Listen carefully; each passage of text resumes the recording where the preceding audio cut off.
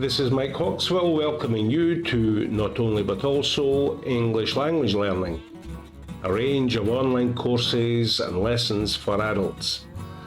In this video, I'm going to tell you a bit about our approach to teaching generally and teaching language in particular, and try to give you an idea of what you can expect here at NELL.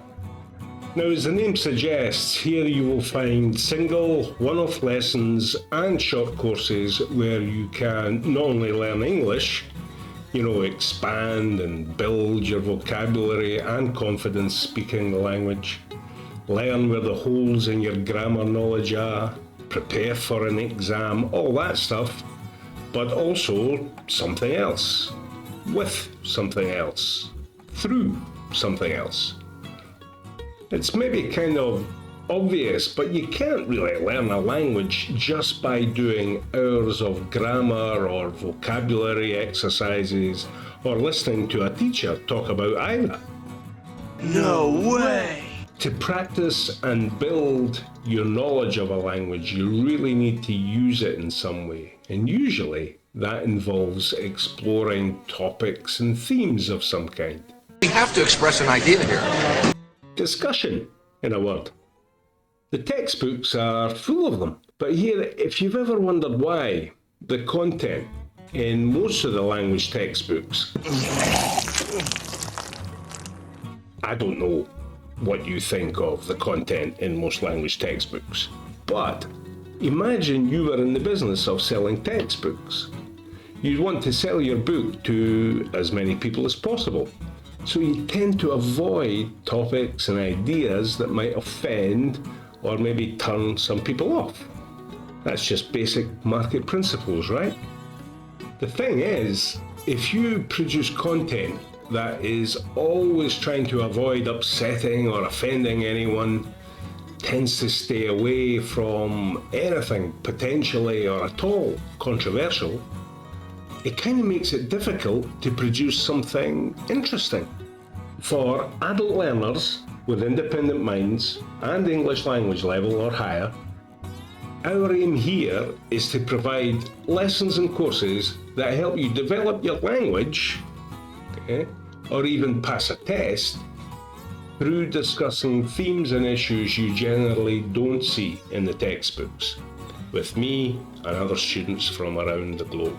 On the topics and themes we cover, I want to say a bit about teaching and briefly give the best summary I know on the different approaches to this profession, to being a teacher. And it breaks down nicely to just three different ways a teacher can approach their craft. One we'll call an illusory neutrality. Two is an aggressive advocacy.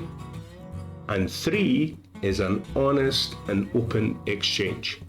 Now, it's probably obvious which I prefer, but let's quickly take a look at the other two. Now, unless your teacher is a robot, none of us are blank slates. We're all human and been socialized in countless ways to see the world in a certain way. And that way has an orientation, a way of seeing or understanding the world. Now, whenever I decide on a lesson topic or what materials to use or produce, which themes or material do I ignore, I'm making decisions and bringing a certain worldview to those choices, yes? I can't just somehow switch off all my experiences, beliefs, values and the rest when I make these decisions. So the choices I make of topics and material, etc., will of course to some degree be informed by the life I've had and how I see things. How could it be otherwise? Now, this is certainly true when teaching on any aspect of human community, past or present. The so-called humanities and social sciences, right? Political science, economics, psychology, history, whatever. In that realm, you might have heard a teacher say something like this. Okay, we're going to look at this topic And although I have my own views, beliefs, and commitments, etc., I'm going to be completely neutral. Ever heard that? Did you believe it? Well, you shouldn't, even if the teacher saying it believes it because they were trained to, because it's an illusion. Unless, of course, your teacher is R2-D2. Now, aggressive advocacy. So if no one is neutral, teachers should just go out there and advocate their own positions as well as they can, right? I don't think so. This isn't a pulpit or my political blog, and I'm not a preacher. I might make arguments and give my position, as will you, but I'll tell you that's what I'm doing, and your job is not to agree with me or anyone else in the class, but to challenge any of the assumptions or logic in the arguments you hear and read, and reach your own conclusions. The goal in the classroom is not to persuade you to one view or another, but to have an honest, civil, and open exchange, and to make you challenge what you believe, sure, make you rethink it, have it made stronger than before, or not.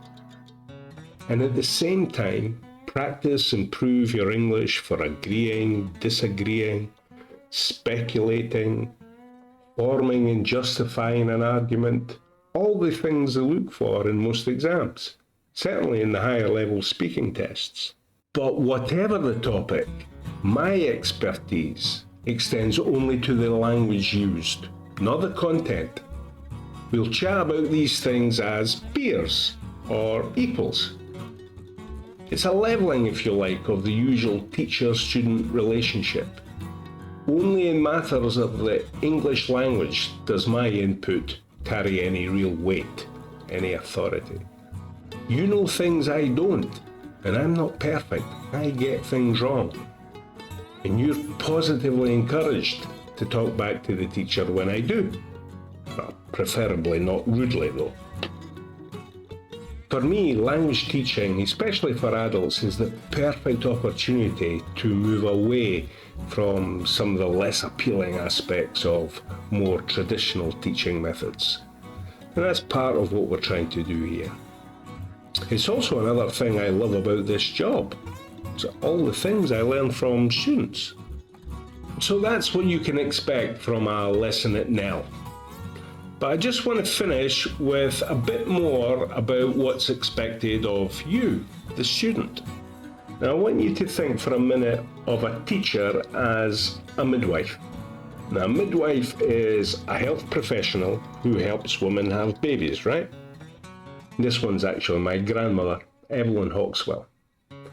Now, here I'm trying to say I can help you learn the language. You know, prepare for your test, build your vocabulary, speak more fluently, give you ideas or strategies for your private study, etc. But it's your baby. It's your education. And in that sense, it doesn't really matter what we cover. What matters is what you discover. But at the most basic level, you are responsible for doing the preparation, reading or listening in order to get the most out of the live session, yeah? And that's it.